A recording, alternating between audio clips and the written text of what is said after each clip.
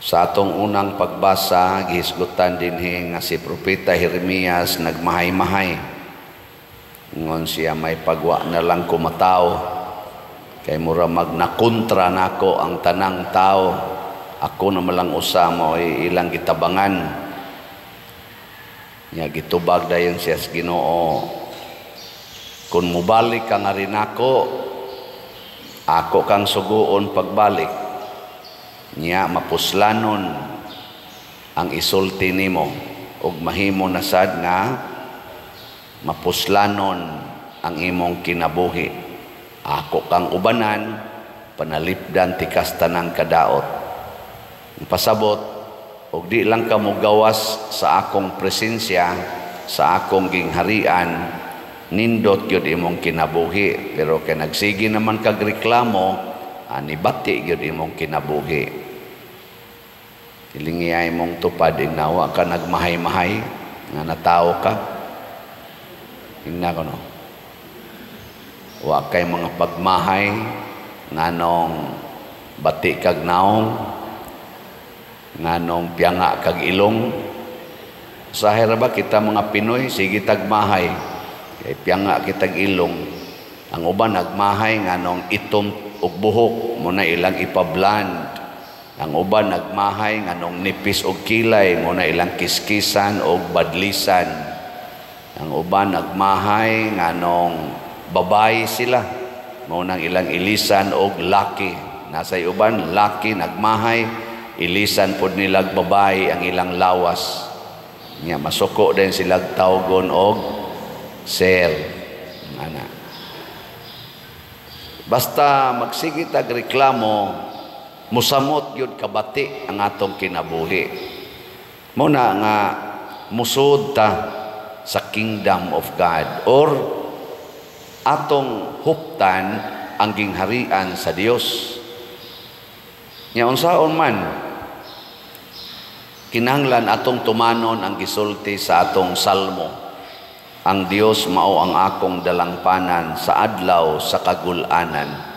Adto tas Ginoo muduol sa panahon nga kita maguol, sa panahon nga kita magmahay-mahay na, nanay mga problemang moabot sa tong kinabuhi, duol sa Ginoo. Ayaw duol ngadto sa mga tao. Pananglitan wa kay bugas, ayaw duol adtong magpautang. Kadto bang mga magpautang ba? Kay tiwasan ang imong problema na punan. Ana, ikaw anak, babae, nagmahay ka sa imong ginikanan, kay gikasab-an kag maayo, ayaw duol sa imong uyab, niya magpahaba ka dito. Na, impas gyud ka diha, tiwasan na Ginoon ka. O na kasagaran mga mabdos nga wa tuyua, kay ato man magpahaba sa uyab, niya hapyod-hapyoron dayos uyab, impas. Nasay ubang mga batanon or bisan ganig dili batanon, magmahay silang kinabuhi kay naidaghang problema adto mo duol sa pare. Impas ang pare. Di ba? Okay, adto na ka magsigig pahaba, nya amaman din ka sa pare, nya adto na ka mo higda sa kwarto sa pare. Sa may tabo. Patay ang pare. Ana. Mao na nga asam ta mo duol. Atos Ginoo. Pero ang Ginoo dili sad sayon duolon. Matud pa diri sa atong ebanghelyo, mura siya og katong bahandi nga nakalutan dito sa umah. Mura sad siya perlas nga dunay talagsaong katahom.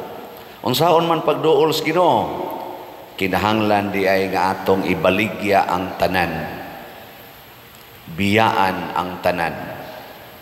Unya og pila may imong gibiyaan, mausad na ang imong ipalit ngadto sa maong gingharian. Mo nay ibayad nimo aron maangko nimo ang Ginoo. Kasabot mo ani, sumbingay man Gilingay mong tupad, inaandam kang mobaligya sa tanan. Ina ko no. Naandam.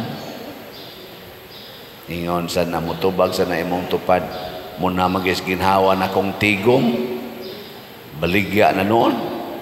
Unya, unsaon man na paghimo, tagaan ta mong example ha, panalita nagmahay ka, isip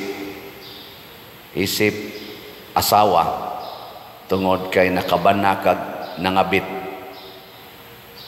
bisyoso kayo, nangabit.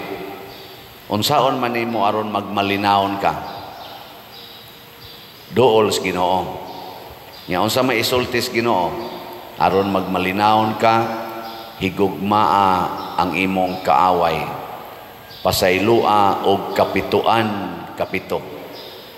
Unsaon man nimo paghimo ana, unsaon man, kinahanglan dili ka mawili sa imong balay, sa imong yuta, sa imong dignidad, sa imong honor, sa imong dungog nga tawhanon, dili ka mawili ana, ibaligya ng tanan aron nga inighigugma nimo sa imong bana. Unsa may buhaton sa imong bana, iya nang gamiton ang tanan para sa iyang kabit, di ba? Inyong kwarta adto niya ihatag sa kabit, inyong balay anha niya papuyon ang kabit niya, hinginlan kaniya. Sugot ka dili? Ha? Oh. Ano mamong di mamong tingog? Musugot o dili? Mao na kay dili man ka musugot, wap-an imo nabaligya ang imong balay. Pero musugot na ka, di naman na ako. Para naman na nila. Nya hinginlan dayon ka, di naman sana akong bana. Para naman na ila. Ako naman ang gilit go. Ikaw niya, uhaw kay kastanan, asawa ko ka siya. Ako naman sa ning gilit go ang akong dignidad, ang akong kaugalingon. Ang sunod ang mahitabo, malinawon kay kastanan. Malinawon ba? Kanang wa naman kay attachments. Kakuha mo? O pasabot ana, nasod na ka sa gingharian sa Dios. Wa naman kay attachments. Ang imo ra gyud nga basta nagsunod ko sa Ginoo, nya sugo mas Ginoo nga pasaylo og kapito, nya bulahan kamong gidaog-daog, bulahan kamong gitamay, bulahan kamong gilutos. Karon gilutos na ko sa akong bana, gipapahawa ko sa among balay, gipulihan pagid niyag kabit. Nya ingon man Ginoo bulahan. Di hatag. Nya unsay mahitabo? Malinawon kay ka. Mo na hitabo sa mga santos, sama sa ni San Ignacio. Gubat man ni sila, gubat kay sundao man ni siya, nasamdan siya. Nya kay ambisyoso man kay ni siyang mahimo gid siyang dakog ranggo nga sundao. Sige siya bright man ni siya kayo, sige siya basa anang mga basahon nga unsa gyud makapanindot niya isip sundao. Karon sa nasamda na siya, nya kay gubat lagi, dito siya gibutang sa balay nga murag care home, nga nangita siya og kuan basahon, kay samtang nagpaayo sa siyang samad, basa-basa siya unta og mga basahon. Wa man gilaing basahon didto, kadto ra mang lives of the saints. Kinabuhis mga santos, bagay murag religious house matingal itong iyang na confinan. Ingon din siya nga, wa gid dihay mga kana mga books of kaning mga soldiers, mga adventures, ano isa? Wa gid diri, sir. Kanira yung lives of the saints. Siya, agwat tahon lang na nako para lang naala ko'y mabasa. Basa dayon siya. Nabasahan man yang kinabuhi nila ni San Agustin, nila ni kanini ang Saint Dominic, Saint Benedict. Ingon siya, kanindot aning ilang kinabuhi. Dito siya nakakita og bag-ong adventure in life. Niingon din siya siyang kinabuhi. Kung sila nakasinati nining maong kalipay o kalinaw, nganong dili man ko pwede. Mao to nga, iyan ay yung giswayan.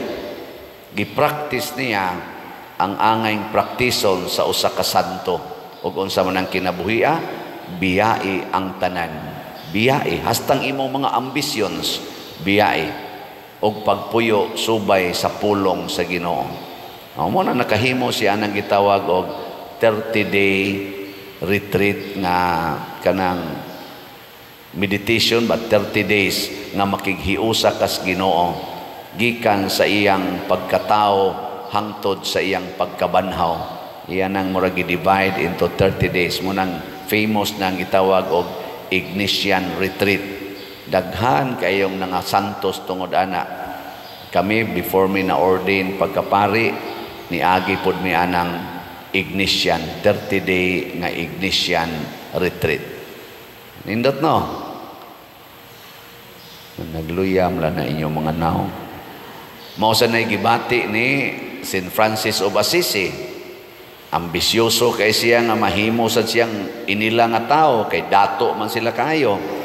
Pero sa dihang nakita niya ang crucifix o nakameditate siya sa crucifix, kaning gilansa nga Kristo, nakaingon siya, ikaw nga Ginoo, tag-iya sa tanan, nagpalansang anang cross. Ako na noon gasigig pangambisyon aning bahandi sa kalibutan, nga usara ko sa imong hinimo, mangambisyon sa ko anang imong cross. Amo tong gigakos niya ang cross, og niingon siya, musunod na ko nimo. Nya nabati din niya ang tingog sa Ginoo nga niingon, biyai ang tanan, ang imong amahan og inahan, ang imong mga igsuon og ang imong kaugalingon. Mao tong niuli siya sa ila, iyang giingnan, iyang ginikanan og mga igsuon, mobiya na ko dinhi kay mosunod ko sa Ginoo. Ginganlan siya nabuang. Nilingya imong tupad. Ing na akong isaad, ang tanan akong kwarta ipalit na nakog slot. Gingna. Ing na ang tanan, gina akong kwarta ipalit na nakog slot. Ging na. Ang ano di man ninyo ipalit, nga wa may nipalit og slot, nga wa malipay. Di ba?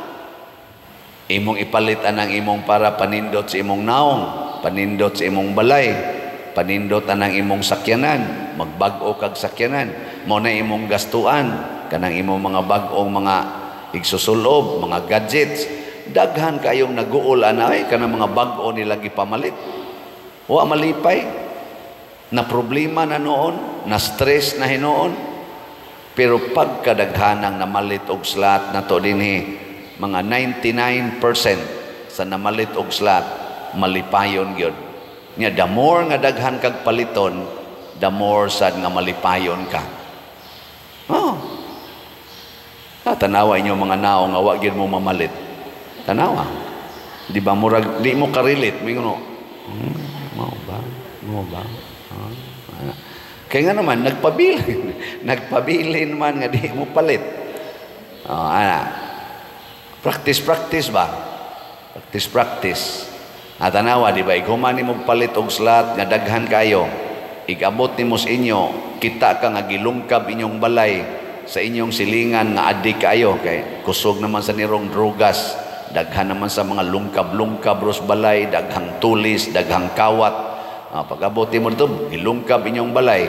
Kung sa may imong bation, moingon ka, sogo sa tos Ginoo, share sa to nako niya. Din adyo ka mag-goal. Pero di ka mo palit og slot, niya particular kay kag kwarta, ikakita nimong gilungkab inyong balay, kuha imo mga butang dito, pastan lagi makapamalikas kay makaingon ka kalaming patyo, masakpan lang nako, tagutaguron tagini buang-buang dako. Mo ana ka niya unsa man na? Wa na kay kalinaw, wa na kay kalipay. So salamat sa namalit na tog slots ha. Tagaan ta mog update gamay. Hinay man kay atong halin pero basin pa mukusog ni karon kay mangita na mog Kingdom of God. Ang atong halin sa SBF DAG niabot na og 31,318 na apay 28,682 ka slots nga available. Nga nasa ni siya 16 slot challenge nga tag 8,000 na natay 136 ka 16 slot challenge. So atong pakpakan ang namalit og SBF dag para intaw ni sa atong kumbinto. Naghanak itag bayronon sa atong kumbinto kay human-human na ang tanang nga mga aspects, no? Ato na ni silang bayran ug mahali ni tanan slots. Congratulations kita ani. Nya ang ato sang Mother Mary's Healing and Deliverance MMHD para ni sa Kapilinya de Fatima dito San Remigio. Ang atong halin dinhi sa atong parokya niabot nag 4,006 ka slots plus sa ilang halin dito nga 635. Ang total niabot nag 4,641 ka slots na apay 1,359 ka slots nga available nga tag 1,000 pesos per slot. Nya doon na ni siya 20 slot challenge nga tag 20,000 na apay nasa tayo 22 ka 20 slot challenge. Ato yapong pakpakan ang namalit sa atong MMHD. Salamat kayo. Kani sila tanang namalit, pulos gini sila nagmalipayon. Nya mudako ang ilang paliton, mudako sad ang kalipay. Nganuman matud pa ni Kristo ang presyo sa gingharian sa langit mao ang tanang bahandi nga imong gihuptan. Biyain na tanan, ilisa na niya sa iyang gingharian. Gingharian sa kalinaw, kalipay, katagbawan o kabalaan sa kinabuhi. Samas na sinati sa mga santos, sama ni San Vicente Ferrer, sama nila ni San Ignacio sa Loyola.